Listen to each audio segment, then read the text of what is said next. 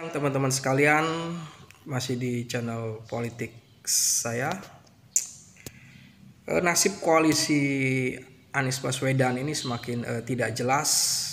Beberapa hari ini kita saksikan Anies keliling dari ke Pak Surya Paloh, ke Pak SBY, juga ke Pak PKS itu, Pak Salim Assegaf itu. Ya, ini menandai bahwa kesepakatan itu belum terjadi.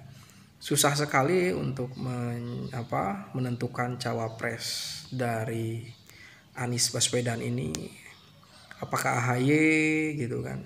Meskipun secara politik elektoral kan dan secara dana belum tentu bisa kuat kalau AHY yang menjadi cawapres Anies gitu kan. Ini kan jadi semacam pertimbangan juga gitu kan. Jadi bertarung itu memang harus ada hitungan, kalkulasi, jangan sampai kalahnya ya terlalu kalah gitu, kalah total gitu kan. Tapi justru ketika Anies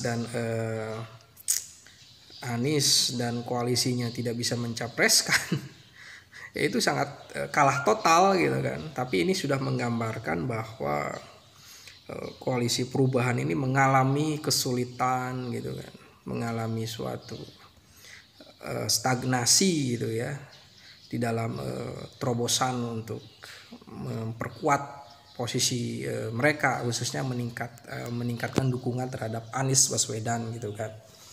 Yeni Wahid menolak gitu kan, emang udah jelas Anies akan jadi capres kata Yeni gitu kan. Ini udah menandai ya Anies tidak memiliki kepastian juga gitu kan untuk jadi capres gitu kan. Jadi ya memang sekarang berita tentang Anies Baswedan ya dan koalisinya ya stagnan gitu kan. Dan konsolidasi setiap partai kan sekarang lagi gencar-gencar juga, PKS, Demokrat dan Nasdem sendiri gitu, untuk mengukur apakah di pileg itu calegnya masuk parlemen gitu kan. Nah di sini semua sudah memiliki fokus gitu kan, ada fokus terhadap partai dan fokus terhadap Anies itu sendiri. Dan sampai saat ini ya tidak ada yang baru gitu kan, hanya berkutat di AHY, berkutat di menjaga konsolidasi dengan PKS gitu kan. Dan sebenarnya partai Nasdem sendiri kan sangat tiarap ketika Johnny Plate ditangkap kejaksaan kan soal BTS itu. Ya udah, partai ini sedang lagi tiarap gitu kan. Ya mereka harus sadar diri juga sebenarnya ya, karena ya memang memiliki kader yang cemerlang itu harus dirawat gitu kan, harus diawasi gitu kan. Dan komitmen terhadap anti korupsi itu harus dikuatkan, karena di Indonesia ketika seseorang dicap dia korupsi mah habislah ketokohannya gitu kan. Mungkin dia bisa jadi politisi masih, tapi untuk menjabat suatu jabatan publik ya akan banyak tuntutan ketidaksetujuan gitu kan ya di sana. Ini bahkan yang ditangkap adalah sekjen Partai Nasdem itu, mantan sekjen ya, mantan. Oleh karena itu memang apakah Anies akan jadi nyapres atau Anies ya akan mendukung Prabowo misalnya ya, atau mendukung Ganjar, kita lihat saja. Karena ada isu wacana Ganjar sama Anies gitu kan. Apakah itu hanya sekedar lobby politik saja? Ya ini sangat politik ini kalau benar-benar terjadi sangat manuver sekali gitu kan.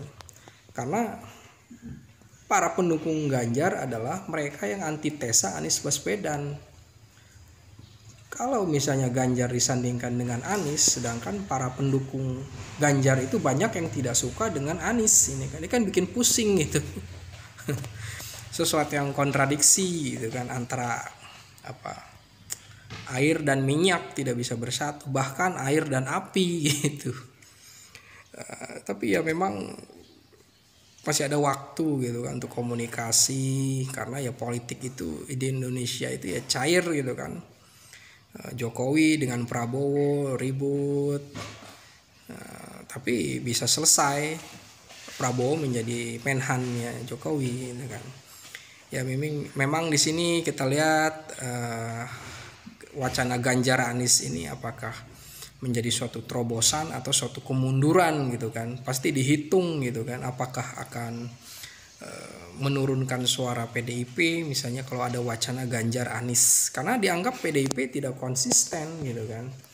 Anies ini kan dianggap sebagai bapak politik identitas. Nah ini gimana akan disandingkan dengan Ganjar Pranowo, gitu kan.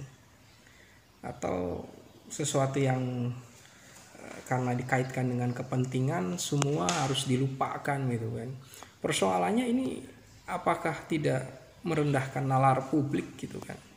Jadi selama ini kita berbicara tentang politik identitas, berbicara tentang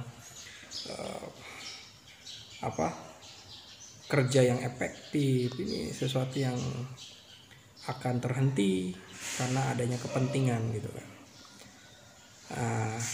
Kepentingan sesaat, pragmatisme politik. Ya pragmatisme itu sesuatu yang tidak dirasa ini sangat ada, gitu kan.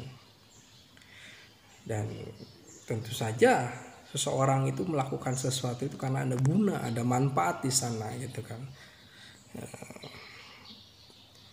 Dan fungsi suatu komitmen terhadap suatu ideologi itu adalah cara pandang tentang bagaimana membuat masyarakat lebih sejahtera, masyarakat bisa memperbaiki kehidupannya lebih baik. Itu yang lebih penting, gitu, ketimbang tidak berbicara tentang ideologi, gitu kan. Ideologi harus dibicarakan, gitu kan, tapi ideologi yang pertama bisa menjaga persatuan, yang bisa mengimplementasikan tentang kesejahteraan sosial, keadilan sosial, gitu kan, dan jaminan sosial itu penting. Dan sepertinya koalisi perubahan itu akan menjadi semacam perkumpulan orang yang bersepakat untuk tidak sepakat. Terima kasih.